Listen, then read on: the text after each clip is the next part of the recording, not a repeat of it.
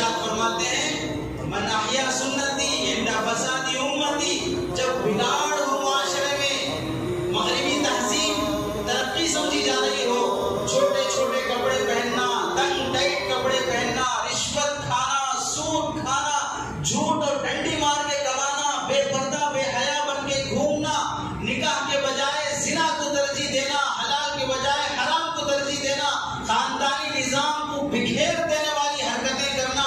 ماں بہن بیٹی بیوی کا فرق ختم ہو جانا، انسانیت حیوانیت کی جگہ لے لینا، حیوانیت کی ناش ہو جانا، جب معاشرے میں پھیل جائے، اور اسلامی لباس پہننا، سچ بولنا، اخلاق کے ساتھ جینا، کسی کے ساتھ نرمی سے پیش آنا، یہ معاشرے میں دیوانہ شمار کیا جاتا ہو، ایسے موقع پر سنت پر عمل کر کے دکھاؤ، اللہ تعالیٰ تمہیں 100 شہیدوں کا ثواب دے گا۔